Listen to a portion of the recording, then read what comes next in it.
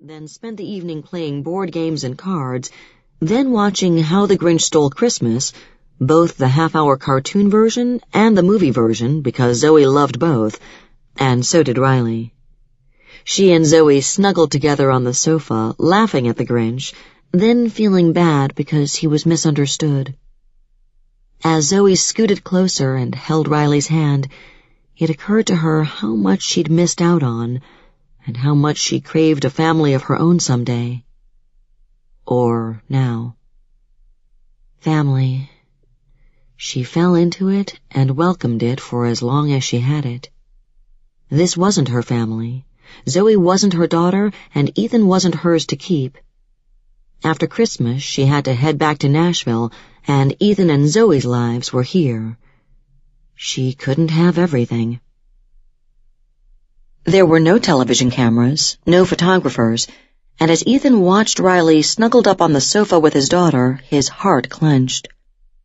Riley had scooped her hair up into a ponytail, kicked off her boots, and thrown a blanket over her and Zoe, both of them yawning as they watched television. She'd wriggled into his family as if she belonged there, as if she'd never left. She threw Brody's zingers right back at him, ignored Wyatt's bad moods, and helped out with cooking and serving dinner and then the dishes, never once acting as if she were a superstar or a diva.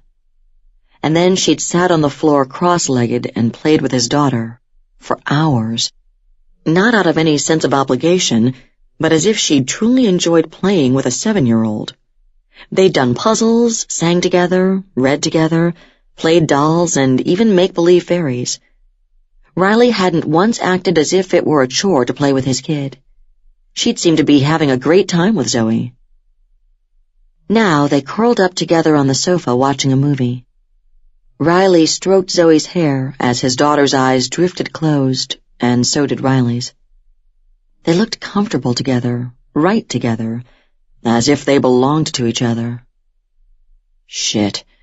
He was making something out of nothing.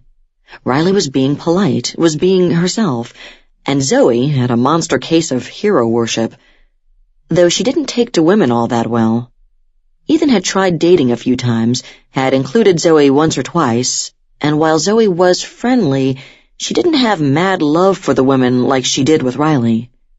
And despite Riley's star status, he didn't think Zoe would be snuggled up against her like this if she didn't have feelings for her, considering Zoe's bullshit meter and all, which was outstanding. The kid just knew whether someone genuinely cared or not. Which was just making the fact Riley would leave them both even harder. He should separate them before his daughter got hurt. He could handle it. Zoe wouldn't understand it. Coward that he was, he went into the kitchen and grabbed a cup of coffee and found his mother pulling down plates from the cabinet. "Let me help you." He reached the top cabinet and pulled the plates down. "Thank you. And why aren't you in there watching television with Riley and Zoe?" "They're both asleep, or almost asleep." "Oh, how sweet. Zoe really likes her." "Too much, I think." His mother frowned. "What does that mean?" "It means when Riley leaves town it's going to hurt her. I need to put a stop to the two of them getting any closer." She put her hands on her hips. "Don't you dare, Ethan Kent. I never thought of you as a coward before." He backed up a step. "What do you expect me to do, Mom? Riley will be leaving after the holidays, and by then Zoe will think she can keep her." "Oh, I see." She pushed the plates to the side and pulled out a chair, then pointed to another. Ethan sat. "We're not really talking about Zoe now, are we?" "Yes, we are." "Okay, we're not talking only about Zoe. You're afraid for your own heart, too." He shrugged. "I'm a big boy. I can take it. She's just a kid. She won't understand." "You still love her." "I've always loved her. I never stopped." She laid her hand over his. "It's okay to feel that way. Have you told Riley how you feel?" "What good would that do? She still has to leave." "But you never told her before. Maybe it's time you do. Maybe it'll make a difference." He laughed. "No, it won't." See, that's always been your problem, Ethan. What's my problem? Guilt. It's been your best friend for so long, you don't know how to live without it. I don't know what you're talking about. Don't you? First, it was guilt over the whole Amanda thing. It kept you from seriously trying to find Riley. Then, it was Amanda's pregnancy, so you ended up staying married to her when maybe you shouldn't have. If I hadn't stayed married to Amanda, I wouldn't have Zoe. That's true, and we're all grateful for Zoe. But what about what you want, Ethan? I have everything I want. No, you don't. And you're once again going to let guilt decide for you. You felt guilty for letting Riley down. You're still feeling guilty about it, and it'll keep you from thinking you're good enough to ask her to stay. It's not the same thing at all this time, Mom. Isn't it? You're going to let her go without letting her know how you feel. To me, it's the same thing. I need to take her home. His mother nodded, then stood and came over to him, wrapped his face in her hands. I have faith in you, Ethan. I think it's time you had faith in yourself and what you have to offer. I can't compete with what she already has. Her eyes twinkled as she smiled. Can't you? She kissed his cheek and let him go. When he walked into the living room, his heart turned over at the sight of Riley's head lying on top of Zoe's, both of them sound asleep. And then he thought about what his mother said. Riley was going to spend the holidays alone. She had no family. How many Thanksgivings and Christmases did she do that? What must that be like for her, to send her crew home to their families, then go home to an empty house for the holidays? Ethan had his mother, father, brothers, and he had Zoe. He was wrapped up in the warmth and love of family surrounding him not just at the holidays, but every single day of his life. As he looked down at Riley and Zoe huddled together, he realized maybe there was something he had to offer. But would Riley even want that? Maybe she was content with the life she'd created for herself. He swept his daughter up and took her upstairs to the bedroom where she slept at his mom's. They were going to have Christmas over here in the morning, so she'd spend the night here anyway. He tucked her in, kissed her forehead, and swept her hair away from her face. I love you, Zoe, he whispered, then turned out the light. She pulled her snuggly bear close to her, and he smiled, then closed the door part way. One beautiful girl down, one to go. Riley was still out, so he slid on the sofa next to her. Hey, Sleeping Beauty. She moaned, then turned on her side. Time to wake up. Don't wanna. He laughed, then nuzzled her neck with a kiss. You want to sleep on the couch tonight? You might get a peek at Santa. Or is it the cookies and milk you're after? She giggled. You've spoiled my master plan. She turned over and tunneled her fingers into his hair, pressing her lips against his. If you're going to start something, we should head to your place. Why? Because we're at my parents' and my mama's in the kitchen. Oh, good point. Okay. She pushed off his chest, yawned, and stretched. With her hair half sticking out of her ponytail and a sleepy look on her face, she was devastating to his senses. She stumbled into her boots, went into the kitchen to say goodnight to his mother, and they climbed into their coats. But instead of heading over to the B&B, he took her to his house. She turned to look at him when he pulled into the driveway. I wanted you to see my place. She smiled. I'd love to. It's nothing fancy, nothing like your house in Nashville. She reached for his hand. Ethan, don't compare Nashville and here. It's never about money. It's about home and what makes you happy. She opened the car door and stepped out, staring at the house. I wish it was daylight. Did you build the house? Yeah. It's lovely. I'm sure Amanda loved it. This isn't the house where Amanda and I lived. She turned to him, frowning. It's not? No. After she died, I wanted a fresh start. Didn't want those memories clouding mine and Zoe's life. Plus, the house we had was tiny, so I built this place. He tried to imagine what Riley would think of it. It wasn't oversized. It was a 2-story, gray and white, with a nice-sized backyard. I love all the trees, and the porch. I love porches. He opened the front door and turned the lights on, let Riley walk in. Oh, Ethan, this is nice. The marble tile is beautiful. Being in construction has its advantages. I get a lot of stuff at cost or not much markup, so I got to upgrade a lot. She was already steps ahead of him. This kitchen is magnificent. Double oven, granite counters. Ethan, I can't believe you built this. It's every woman's dream. He smiled at that. Glad you think so. My mom had some input into what she called a woman's dream kitchen. Riley turned around and leaned against the counter, folded her arms. She was right. The island, the pots and pans hanging over it, the sink in the island, the sub-zero freezer, everything you could want in a kitchen is in here. He couldn't help but feel pride at the work he'd done on the place. It's big enough for more than me and Zoe, and the yard is huge. He clicked on the back porch light. Zoe wants a dog. I've waited until she's old enough to be responsible. Oh, the yard is huge. I love the playset, and yes, it's perfect for a dog or two. I love animals. Always wished I could have some. He looked at her. I remember.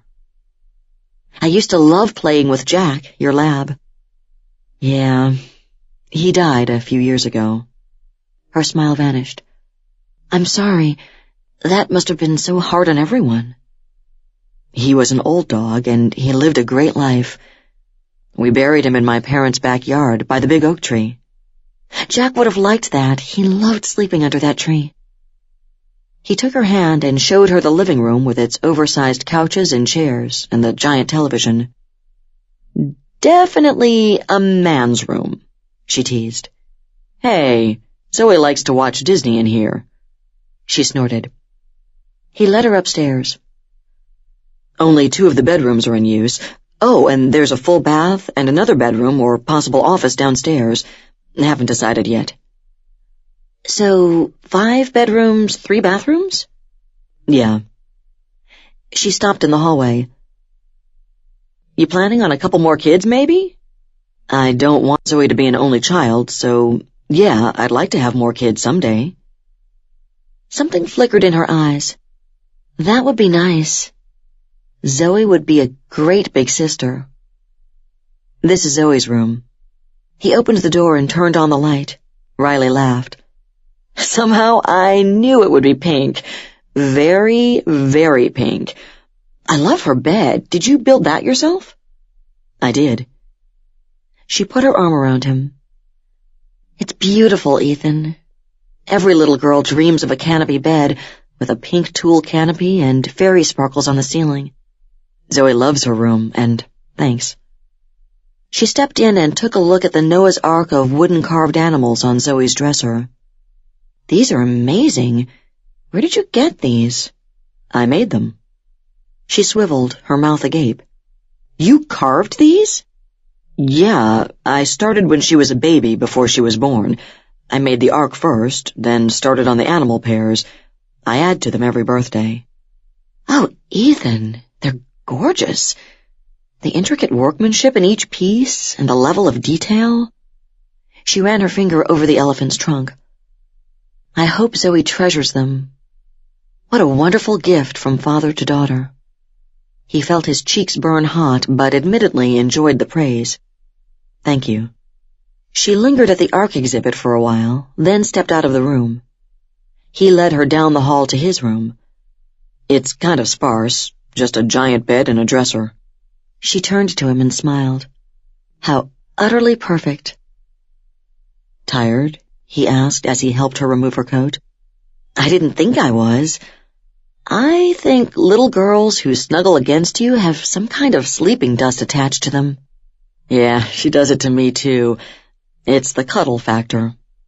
Lethal. I was out before I knew what hit me. She held out her hand and he followed her to the bed. We didn't get much sleep last night, he reminded her. Her lips quirked. Guess what? We aren't going to get much tonight either.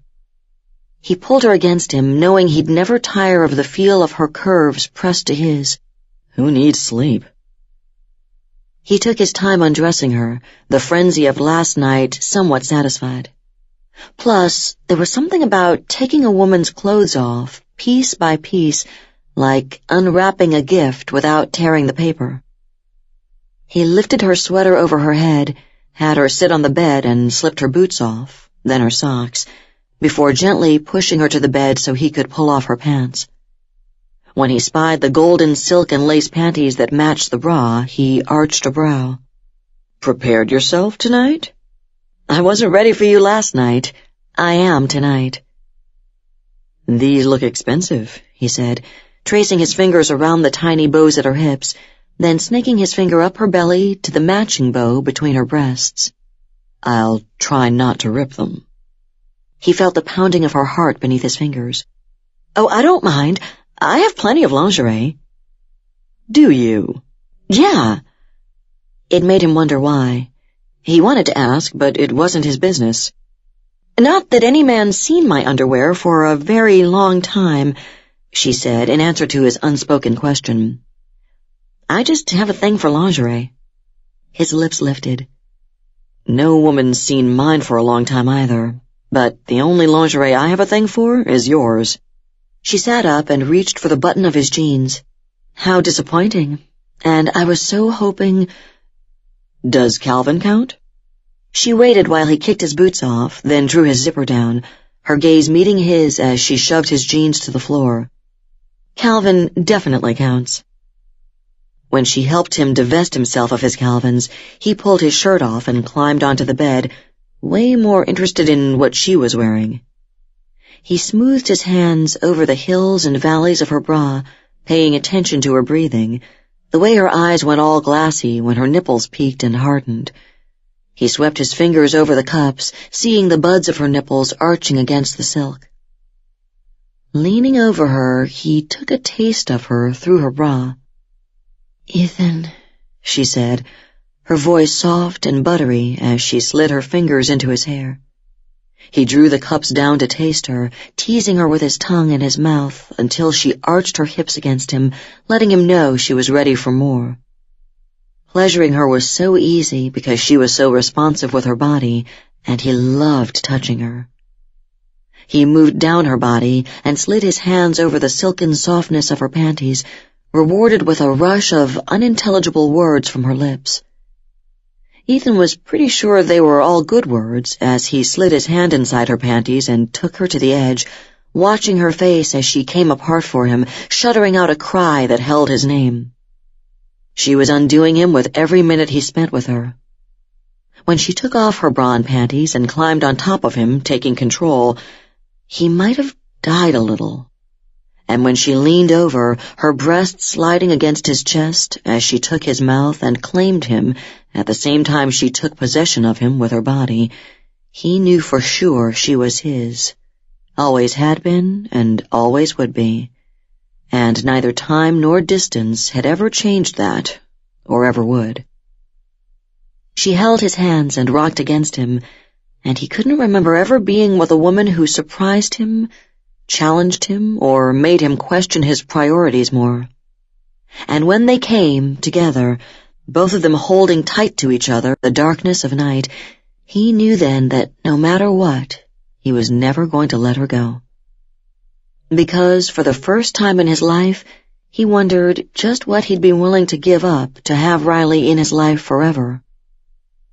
After, they held each other in the dark, both of them quiet for a while. Ethan, she finally whispered. Yeah? This time we've had together has been really amazing. Yeah, it has. His gut tightened. This might be an "it's been great, but" kind of speech. I wish it could last forever. Me too, Riley. He waited, but she didn't say anything else, making him wonder if she hesitated because she didn't want to hurt him, or if she was waiting for him to make the next move.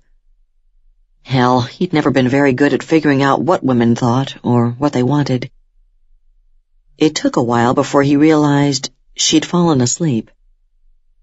While she slept, he got up and wandered the house, wondering how he was going to approach this, how he'd ever ask her to stay with him. Hour after hour he walked from room to room, realizing he'd be asking her to make all the sacrifices. He'd be giving up nothing, and she'd have to give up everything, or at least make a hell of a lot of adjustments in her life. Great for him, not so great for her. Maybe this wasn't such a good idea after all. Maybe the best thing he could do for her was let her go, instead of presenting her with a no-win scenario, because it was his only option, which meant what he had to offer her was really nothing special. Really, nothing at all. Chapter 9. Ethan woke Riley early the next morning, like before dawn kind of early.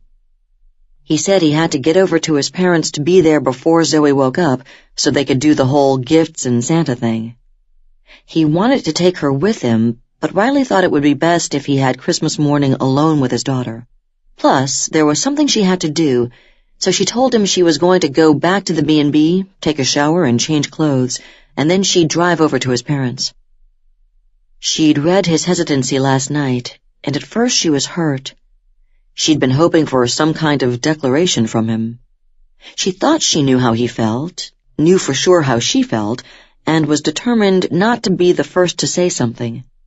But she realized she held the upper hand now, that the situation wasn't at all the same now as it had been 10 years ago.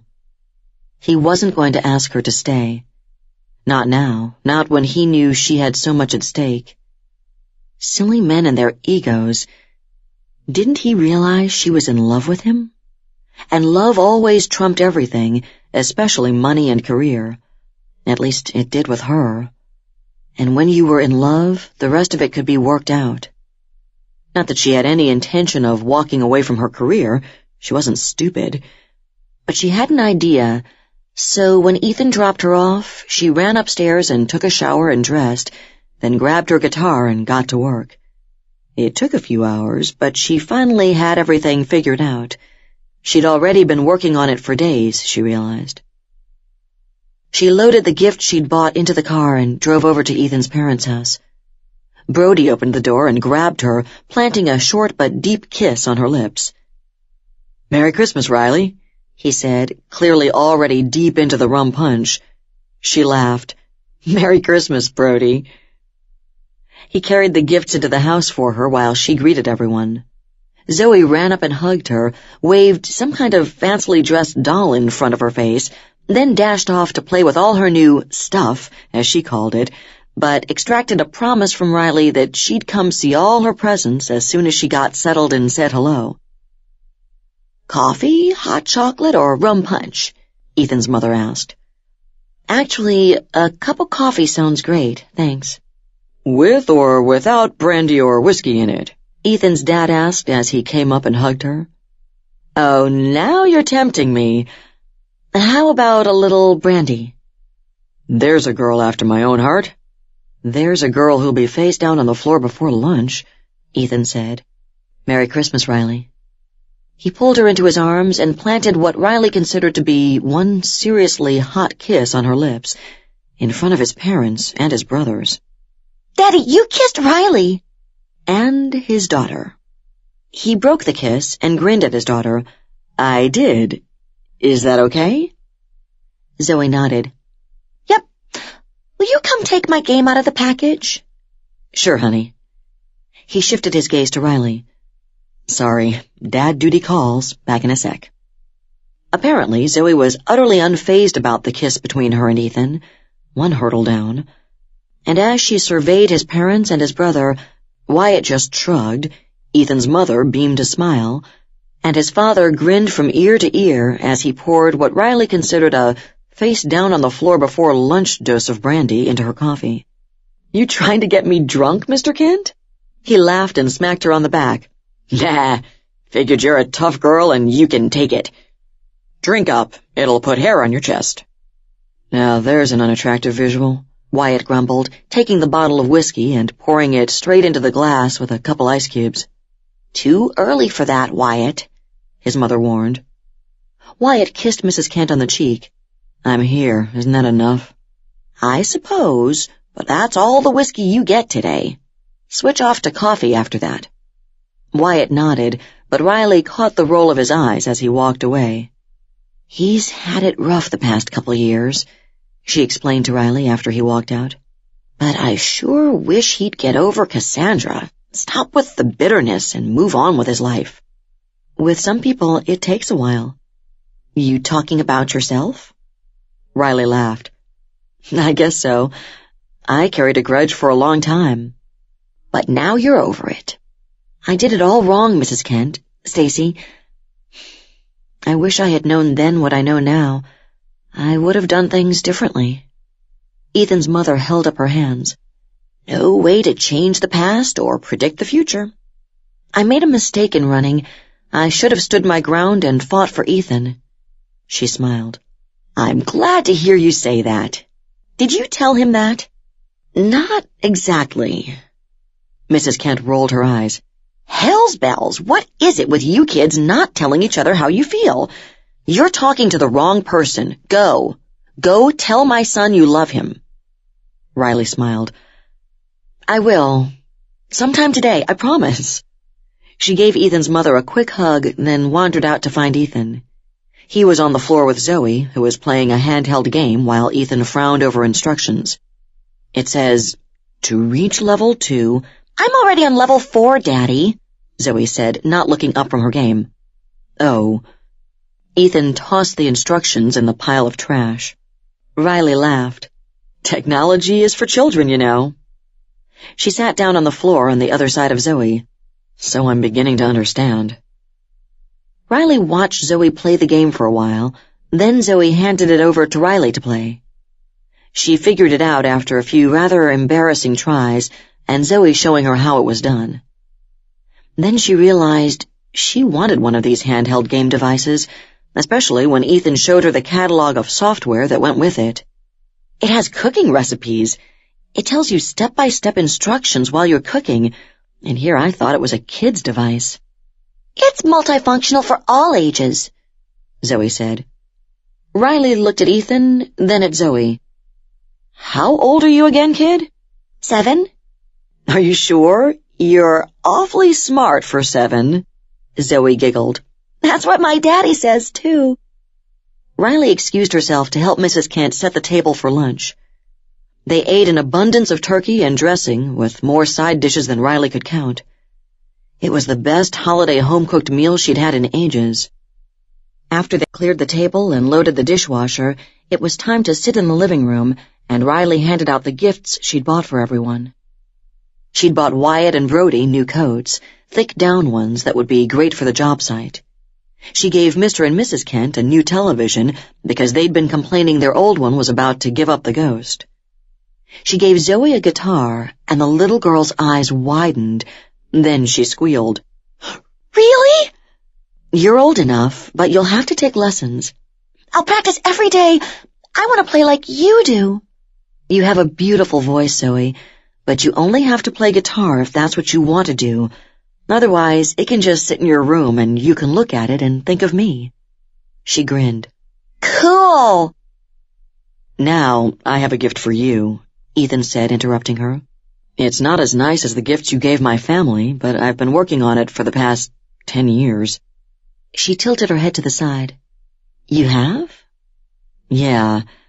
You seeing Zoe's room last night reminded me, so I finished it today. He handed her a box. She opened it, and inside was a carving much like the ones of Zoe's Noah's Ark animals, only it was a woman sitting on a stool with a guitar. It looks just like you, Riley, when you're singing and playing your guitar, Zoe said. Riley's eyes filled with tears. She lifted her gaze to Ethan. It does. Thank you. Thank you so much.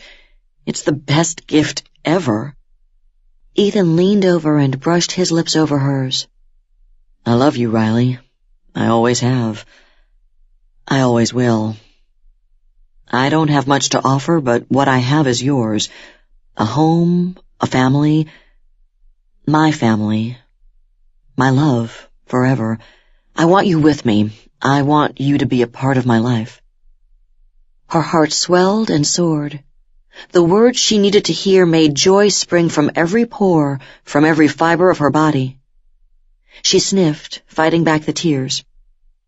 "I have a gift for you as well, Ethan." She went to get her guitar. "I thought about what it meant to come back here again, to come back and see you again. But now I realize that seeing you was what I needed and what I wanted the most, and also what I was most afraid of. I ran once, but I want you to know I'm never running again, no matter how hard it gets. I love you, Ethan." She started the song, the music perfectly clear in her head, soft melody, heart-filled strains of love pouring from her guitar as she sang only to the man she loved. A slow, sweet melody, a pouring out of her heart, her very soul, for Ethan. The swing out back where we'd talk for hours. You'd smile, I'd blush, the world was ours. Back then I didn't know all I had. I threw it all away when it all went black. Girlish dreams are glitter and polish, up in smoke without a backwards glance. You gave me your heart, then you let me go. I thought you didn't care. I didn't know. You set me free to give me a chance. I took my heart with me and never looked back. I hurt you then because I didn't see what it was you did for me. I was blind and foolish on my own. The lights were bright, it was all for show, lonely nights, years on the road. It's not enough anymore.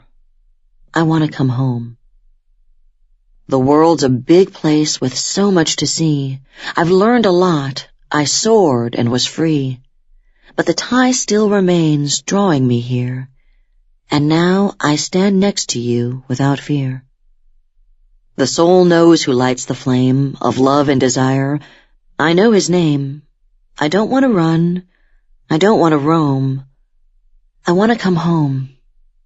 I want to come home. My wandering ends, but our journey begins.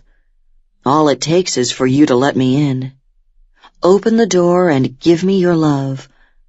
I want to come home. I want to come home to you. The room fell silent, and Mrs. Kent cleared her throat. That was lovely, Riley. Now, the rest of you can come help me in the kitchen. But, Grandma, I want to hear Riley sing some more. Later, Zoe. Riley and your daddy have some talking to do. Riley, do you love my daddy? Riley turned a tear-filled gaze to Zoe. Yes, Zoe, I do love your daddy. Zoe grinned. I thought so. That's pretty cool because he loves you too, don't you, Daddy? Riley turned back to Ethan to see him nodding at his daughter. Yes, Muffin, I do love Riley. That's so cool. My daddy loves Riley Jensen. Riley laughed through her tears. After everyone left, Ethan came over to her, took her guitar, and laid it against the sofa. He pulled her into his arms and kissed her, a deep kiss filled with all the love she'd always wanted but was afraid she'd never have. And when he broke the kiss, he said, I was afraid to ask you to stay. I couldn't ask it of you. I'll have to travel. I was afraid to ask that sacrifice of you. I love my career. I'd never make you give it up. Zoe and I can travel with you in the summers. You do that? I'd do anything for you. She smiled, then laughed, put her hands around his neck. Anything? Yes. Will you give me babies to fill that huge house of yours? He arched a brow. How soon do you want them? Really soon. Then I guess I'd better put a ring on your finger and marry you really soon.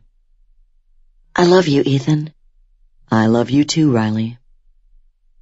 As Ethan kissed her, and then as her family, because they were all her family now, crowded in to offer congratulations, she realized she'd been given all she wanted for Christmas: the man she loved, a beautiful daughter, a family who would always be hers, and love. The best gift of all was always love.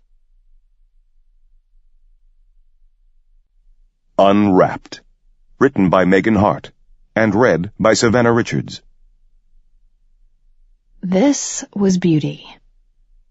The line of his spine curved at the top where his head had bent, his hands clasped behind him. Not bound, though he'd have allowed that if she wanted it. Lee didn't have to bind Brandon to keep him where she wanted him to stay. And besides, eventually she was going to have use for his hands. More beauty in the fall of his hair over his forehead, hiding his eyes. She could see the lift of his smile, though. The rise and fall of his shoulders as he drew in a breath when she shifted a little in the satin-bottomed chair in front of him. A fire burned in the see-through glass fireplace, separating the bedroom and bathroom, but the room wasn't overly warm. Still, sweat glistened on his upper lip. If she licked his mouth just now, she'd taste the salt of him. Instead, Lee parted her knees a little more. Brandon. She let herself take in another few seconds of admiring gaze, almost daring him to bend a little, soften his stance. But he didn't. Just stayed with his back straight, his head bent, on his knees, hands placed wrist over wrist behind him at the small of his back. "Look at me." He did, with a little shake of his head to get the hair from his eyes. She smiled. He did too, but he didn't move, because she hadn't told him he should. His cock thickened, though, telling her he was ready. More than ready. Eager. His tongue slid across his lips again, and her clit pulsed in response. Though he was naked, Lee wore what she liked to call the wet dream ensemble. Lingerie, and not the silky, comfortable sort she usually preferred. Oh, no. Today she wore a pair of crotchless panties and a bra that left her nipples exposed. Garter belt and sheer-seamed stockings. Also a pair of ridiculously high heels she'd packed in her suitcase, even though they took up space, and she'd only ever wear them for moments like this. Brandon had confessed to her that along with dirty talk, the filthier the better. He'd grown to have a new appreciation for CFNM. Clothed female, naked male. It wasn't quite a fetish. Lee wasn't sure either one of them really had any fetishes. Sure, their sex life wasn't what could normally be called vanilla, and she knew more than many of her friends about the delights of playing with dominance and submission. But a fetish seemed like something so strong you couldn't get off without it. So far she'd been thrilled to find there wasn't anything that held either of them back from finding pleasure in whatever they did. Several months ago, she'd left him a catalog with instructions that he was to go through and circle whatever he liked best. It had led to an extremely sexy evening of fun, but she hadn't mentioned it since then and suspected her husband had probably forgotten the task entirely until walking into the bedroom an hour ago and seeing her dressed this way. It wasn't anything she'd ever have picked for herself, but his drop jaw and wide eyes had been worth every cent. The smooth fabric of the chair caressed her skin as she arched against the chair's ornate back and opened her legs wider. She slid her hand down over her breasts, nipples already tight, and over her belly. Between her legs. She slipped a fingertip inside the panties' frilly edges. She was wet. Had been for 20 minutes, teasing him, teasing herself. She circled her finger against her clit, letting out an entirely unfeigned and unrestrained sigh. The muscles of her thighs and belly jumped at the sensation. Brandon's gaze caught each and every tremble and twitch. His shoulders rose and fell again as his throat worked against a swallow.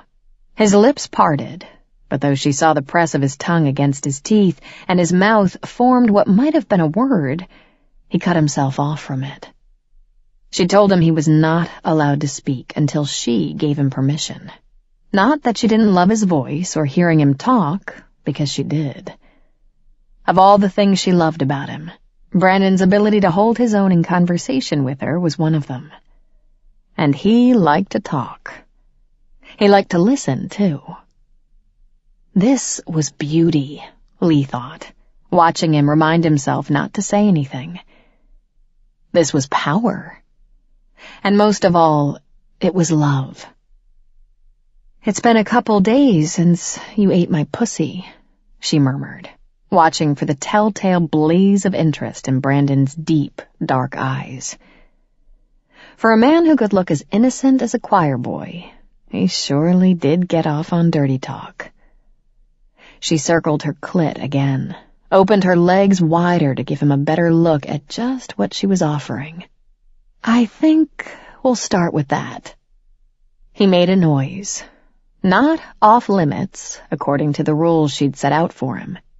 She'd left a short but precise list for him to find on the condo's front door after he returned from a run to the convenience store for snacks. She recognized the sound. Frustrated arousal, low and deep in his throat.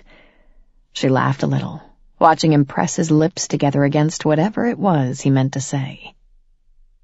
She slipped off her shoes and shifted her ass to the very edge of the chair, then stretched out one leg to press her foot against his bare shoulder. Toes he'd painted bright red for her just that morning flexed in the stockings as she traced the line of his collarbone with them. She let her foot slide down just an inch or so to press the heel to his heart. The steady, strong thumping sent an answering thud to her own pulse. "I want your mouth on me." "Just," she cautioned as he shifted eagerly to move toward her. "Your mouth."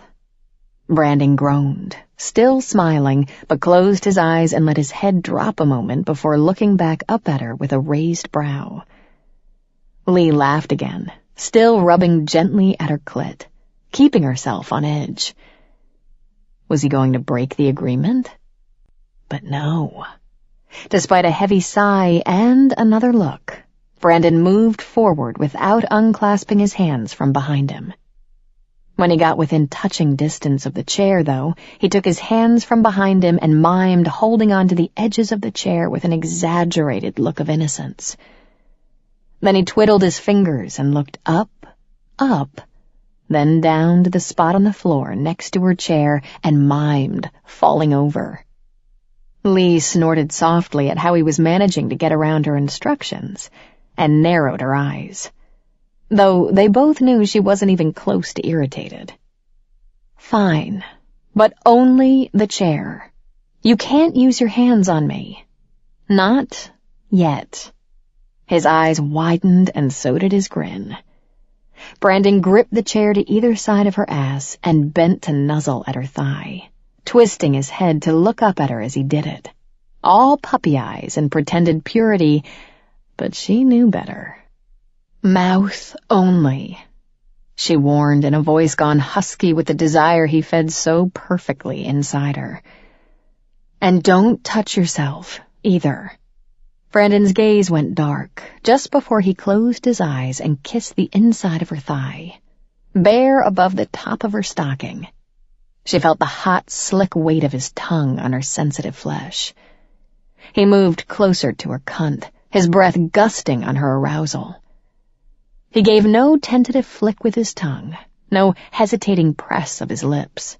He kissed her clit just the way she liked it. Lips and the press of teeth behind them, firm. Then a slow, steady pressure with his tongue. This was one of those situations where it was rapidly becoming unclear who, exactly, suffered by restricting the use of his hands. Certainly, if she hadn't told him he couldn't use his hands, Brandon would have slid a finger or two inside her by now. But even as the thought of it tipped her head back and shifted her hips forward against his eager mouth, Lee knew that it was the thought that he could but would not that was getting her hot and wet and stiffening his cock. "Fuck, I love you," she said, under her breath. She tangled her fingers in his thick dark hair, holding him in place, though it wasn't like he was making any attempt to get away. Brandon hummed against her cunt, another familiar noise of pleasure Lee adored. He didn't need words for her to understand him, but she knew that, while she might have restricted his voice as thoroughly as the use of his hands, one of Brandon's turn-ons was hearing her talk. So she did. "I love it when you lick my clit, just like that. Suck it a little." Her breath caught when he obeyed. "Oh, God, Brandon!" He made that low noise again, and the rhythm of his tongue on her clit faltered just for a second. She looked down at him, could see only closed eyes, the bridge of his nose. His lips and tongue worked against her, and it felt so fucking good she could almost ignore the way her ass was sliding on the slippery chair seat. How she was going to slide right off in another second if she weren't careful. It was too awkward to hitch herself up a little higher, and the fact she'd chosen this chair precisely because it had no arms to get in the way of their fucking meant that now she had nothing to grab onto to stop herself. The edge of it now caught her just above the crack of her ass, pressing unpleasantly. Lee rocked her hips a little, shivering at how good that felt as she rubbed herself on Brandon's face, but all too quickly wondering what she was going to do when she ended up on the floor. She didn't need to worry. Just as she started to fall, his big hands gripped her hips and not only held her steady, but eased her just high enough on the chair seat that she was once more safe.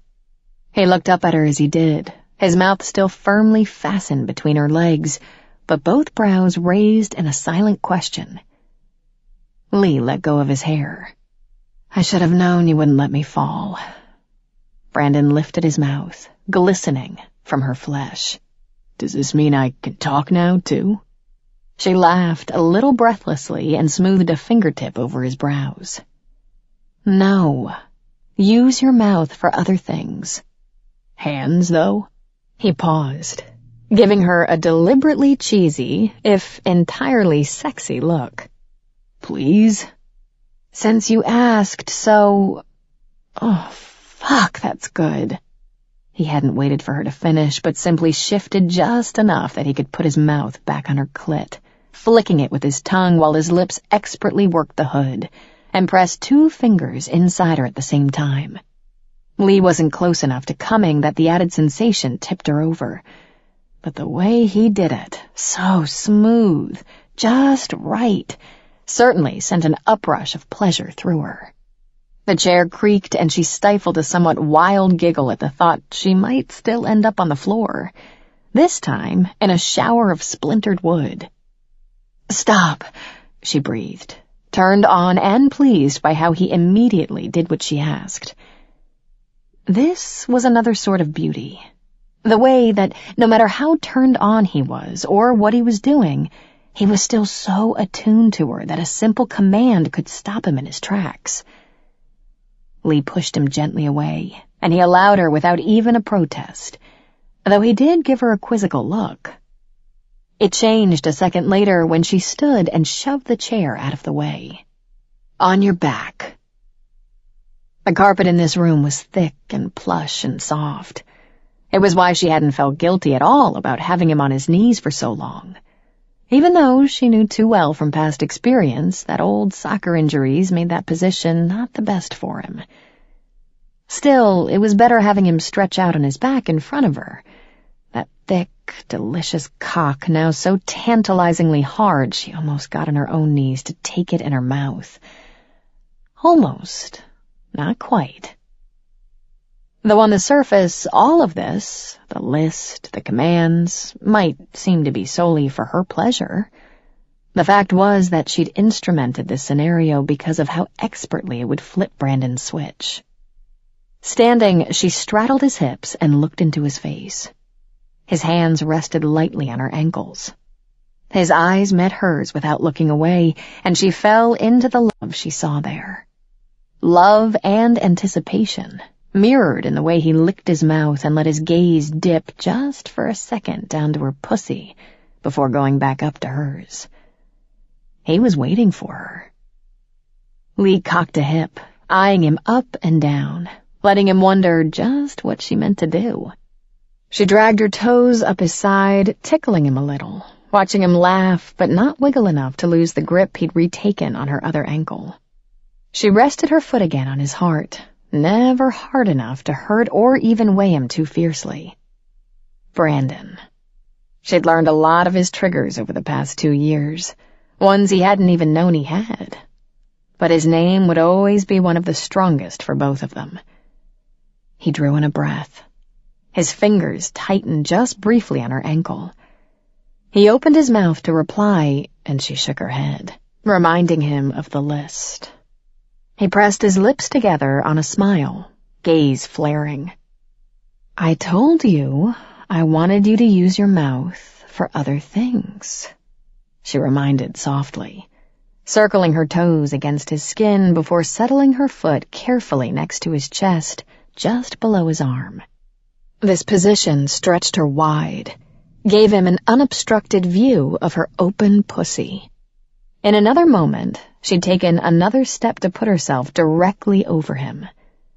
She knelt over his face. Her cunt scant inches from his mouth, and slid her fingers over his forehead and through his hair to tug his head back just the smallest amount. Lee thought she had more to say, but found no words. Action had to suffice. She shifted forward, her knees pressing and her hands finding the softness of the carpet. She angled herself over his mouth just right. Close enough he didn't have to strain to reach her, but not pressing down on him. Oh, fuck, that was so sweet. Being able to rock herself in any direction, using his mouth for the friction, but controlling the direction, the pace. All of it set her on a swift path to orgasm. She didn't come yet, though. They didn't play at orgasm denial, and certainly never for punishment, but teasing herself to draw out the pleasure? Yes, thank you. Now, this close, she wanted to give him his voice. "Talk to me, Brandon."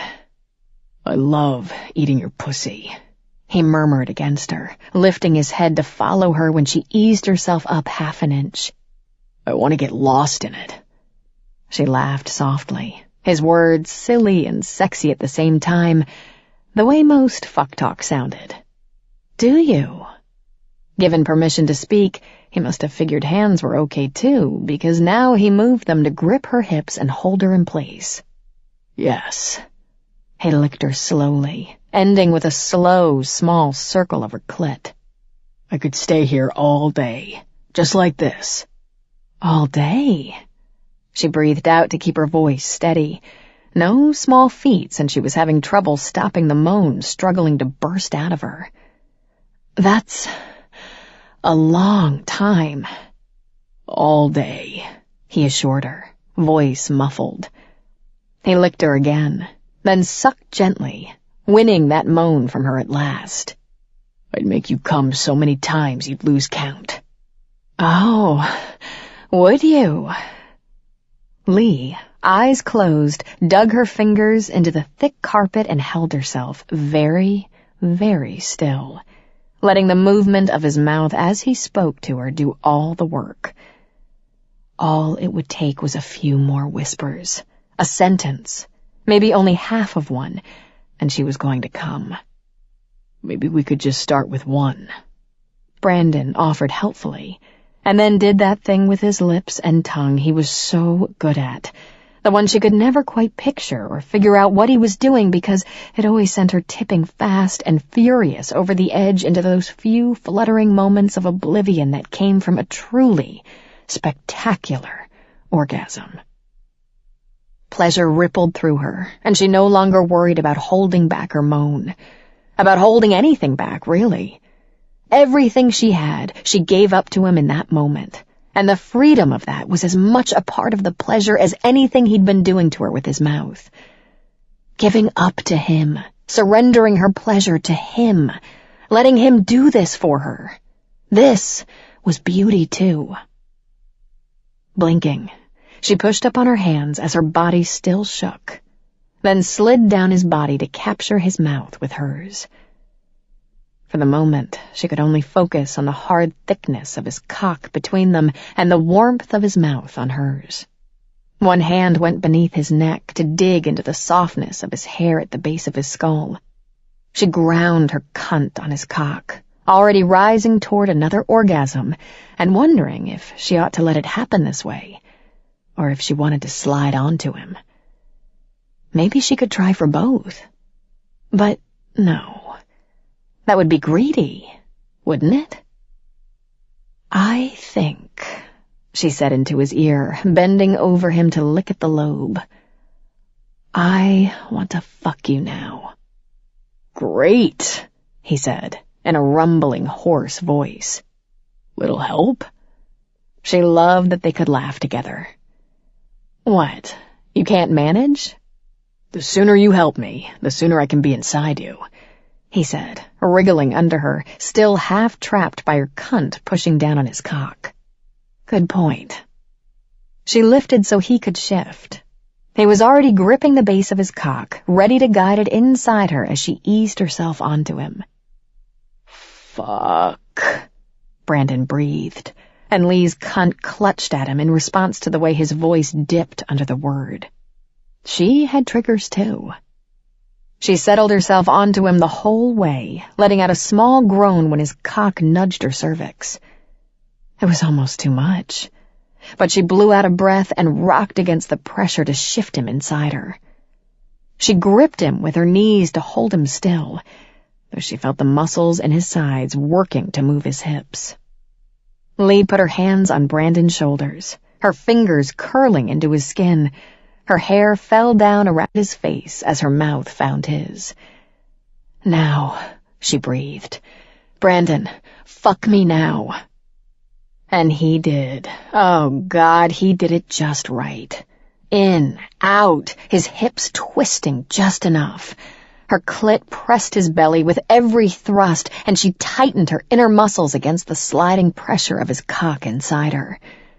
The urgency had eased off, but she was going to come again. No question, no stopping it. Their bodies moved together, stuttering just once or twice before he found his rhythm. Now Lee let him set the pace, going with it. She thought, given how long she'd been teasing him, that he'd start off fast and get faster. But Brandon had a way of surprising her no matter how well she thought she knew him. He didn't ram his cock in and out of her, not frantic. He went slow. His tongue stroked hers and captured her gasp. "I want you to come again, baby." She couldn't finish the sentence, finding no words. Hard to speak, hard to focus on anything but this great and building sweep of pleasure washing over her. He fucked into her a little harder, a little faster, but still careful. Not too hard, not too fast. She loved him for that. Even as her orgasm shattered through her and she needed, wanted, no, craved the sensation of him moving inside her. "Faster," she breathed into his mouth and clutched at his hair to tip his head so she could get at the sweetness of his throat. His groan sent waves of pleasure rippling through her. When she bit lightly at his throat, she swore she felt the throb of his cock inside her. And though it might be her imagination, the idea that he was so close to coming pushed her into climax. Lee came, tasting the salt-sweet flavor of his flesh between her teeth, and released his throat from her mouth as she gasped his name over and over. Some minutes, or maybe it was an hour, went by. She couldn't be sure. She was so thoroughly wiped out. At last, blinking, she pushed herself up to look into his face. His eyes were closed, but that broad grin was still on his lovely mouth. She kissed him lightly. "Hey." He didn't open his eyes. "Hey." "Did I kill you?" "I'm sort of a little dead, yeah." Brandon cracked open one eye to squint at her. "But it's okay." Lee sat up, feeling him soften inside her, but not willing to move off of him just yet. The bathroom was a goodly number of steps away, and she wasn't ready for the hopping post-sex, trying not to leak until I get to the shower dance. Besides, she loved these moments too.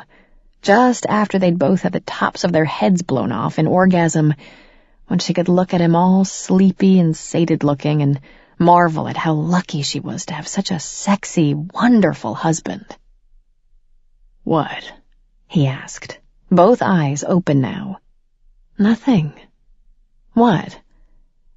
"You looked—" Brandon looked concerned. "Were you going to cry?" Lee blinked, surprised to find there was, indeed, the small sting of tears in the back of her eyes. He noticed everything about her. "No. Well, maybe a little, but not in a bad way." Brandon sat up and hitched himself closer to her. "Uh-oh." Lee laughed. "It's not bad, really." "Is this one of those tears of joy things?" He gave her a serious look. She kissed him. "Absolutely." He grinned at the kiss. "Okay, good. So, dinner now?" "So predictable," Lee murmured and ran her hand through his hair before kissing him again. She rested her forehead against his for a second. "Yes, dinner now." The beauty of staying in a ski-in, ski-out condo in Vail was that it made it easy to get to the slopes. They'd even had some groceries pre-delivered by a specialty service, so they'd have food for breakfast and some dinners. But Lee didn't feel like cooking, and suspected that, though Brandon would be happy to make her something if she asked, he wouldn't be that enthused about the idea either. She kissed him again and got up to head for the shower, saying over her shoulder, "Mexican?" "You sure?" He got up to follow her. "I thought you said we were going to stick to our budget." "I know what I said, but—" Lee shrugged as she turned on the shower. "What's money for if not to spend?" He snorted lightly at that, and she knew why. Planning a wedding, even a simple one, after she'd lost her job due to corporate downsizing, had caused them both quite a bit of stress. But with new jobs for both of them, it had all worked out, enough for them to feel comfortable booking this vacation. Their first Christmas together as a married couple. Surely, eating a few dinners out couldn't be that bad. "I won't say no to Mexican," Brandon said as she stripped quickly and stepped into the shower. The familiar jangle of his cell phone filtered through from the bedroom. "I bet that's my mom. Let me grab it and I'll join you in a few minutes." It could be longer than that, if Caroline got to talking. So Lee just shook her head, but fondly. Brandon's loving parents were a little overwhelming for a woman whose own family prided itself on distance and independence. But Caroline had really come through for Lee when she needed her. There was room in Brandon's life for both of them, even if it meant being a little late for dinner. "Take your time," she told him from under the spray. "Give her my love." This was the good life. A plate of tortilla chips and some salsa, a bottle of Corona, a plate of quesadillas on the way, some great live music, and his wife sitting next to him, chair dancing to the music. The restaurant they'd picked was crowded, which meant getting friendly with their neighbors. The blonde beside him had the annoying habit of tossing her hair when she laughed. But Brandon was already thigh to thigh with Lee and couldn't ask her to shift over without pushing her up against the table full of frat boys at the table on her other side. The table directly across from them had a couple with two small children. Small, loud children who didn't seem to like Mexican food. "This is so good!" Lee cried, dipping her chip in the salsa and holding her hand beneath to catch any drips. "Good choice, Mr. Long." Brandon tipped his bottle toward her. "You chose it, Mrs. Long." She leaned close to kiss him with the spicy salsa still on her lips, and he caught the glint in her gaze that stirred his cock even though they'd just had epic sex not more than a couple hours ago. Her hand slid along his thigh to cup him below the cover of the tablecloth. "Am I going to regret it later, though?" Brandon shifted just as the blonde swung her hair again. It hit his shoulder, so he turned his back, hoping to prevent any getting in his face. "I can't make any promises." Lee stroked him through his jeans, gave him a gentle squeeze, and sat back. Uh-huh. Ah, well, I'll just open the windows. The toddler at the next table spilled a full glass, then began to scream. The parents, looking haggard and irritated, waved for the waitress to bring some extra napkins, while the baby pounded relentlessly on the high-chair tray. Lee gave the family a raised-brow glance Brandon was glad wasn't directed at him. "I'd cry too," she said, "if I was out in a noisy, crowded place past my bedtime." Brandon had been to plenty of dinners with his brother's families and felt the same. "People shouldn't bring their kids to restaurants." Lee turned to look at him. "I wouldn't go that far. Kids are messy. They're loud and they can't sit still," he said matter-of-factly. "They'll only eat chicken fingers or grilled cheese, and they usually have to go to the bathroom at the wrong time." "Well, that's true, but—" She looked again at the family, which had calmed down, even though both parents were now muttering and glaring at each other over their salsa and chips. "Look at those people," he said. "They're miserable." "I thought you liked kids." "I love kids," Brandon said. Kids of his own would be different, he guessed. And sure, he wanted to be a dad, sooner rather than later, though he was pretty sure Lee wasn't ready to talk about having babies. Not with her new job and all. Plus, they'd only been married a few months. Her brow furrowed for a moment as her gaze cut to the family's table again. "I guess it's easy to say what you do differently with your own." The servers brought 2 trays of food and began passing them out to the frat boys at the table next door. Then put 2 plates on Brandon and Lee's table. Lee forked a bite of steak and peppers and offered it to Brandon, who took it off her fork with his mouth. "How's your quesadilla?" He hadn't yet taken a bite, but did now. "Good. Want some?" She waggled her brows. "Of course." Together they shared the contents of their plates.